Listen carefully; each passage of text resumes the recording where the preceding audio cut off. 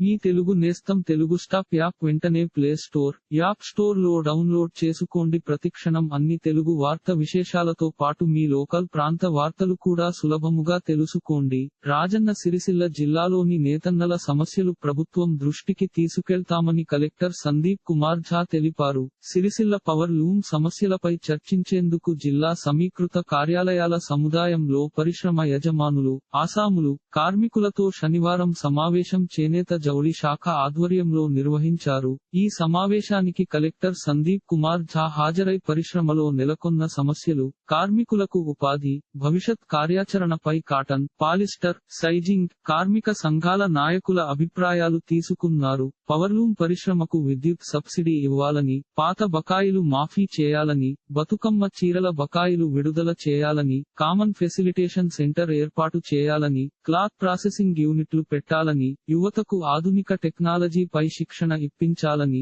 సబ్సిడీపై ఆధునిక power loom యంత్రాలు ఇవ్వాలని, యారన్ బ్యాంక్ ఏర్పాటు చేయాలని, బకాయి ఉన్న విద్యుత్ బిల్లులు మాఫీ చేయాలని, నూతన క్లాత్ ఉత్పత్తుల ఆర్డర్లు ప్రభుత్వం ఇవ్వాలని వారు కోరారు. అనంతరం కలెక్టర్ సందీప్ కుమార్ ఝా మాట్లాడారు. నేత కార్మికుల సమస్యలపై చర్చించిన అంశాలు అన్ని ప్రభుత్వం దృష్టికి తీసుకెళ్తామని, పరిశ్రమలో వచ్చిన సమస్యలు పరిష్కరిస్తామని, త్వరలో మరో సమావేశం ఏర్పాటు చేసి భవిష్యత్ కార్యాచరణ నిర్ణయిస్తామని తెలిపారు. పరిశ్రమను యథావిధిగా కొనసాగించాలని కోరారు. ఈ సమావేశంలో చేనేత జౌళి శాఖ ఆర్డీడీ రాఘవరావు, ఏడీ సాగర్, పరిశ్రమ యజమానులు, ఆసాములు, కార్మికులు తదితరులు పాల్గొన్నారు. ఇలాంటి మరిన్ని తెలుగు వార్త విశేషాలు కోసం ఛానల్ కి సబ్స్క్రైబ్ చేసి గంట నొక్కడం మర్చిపోకండి.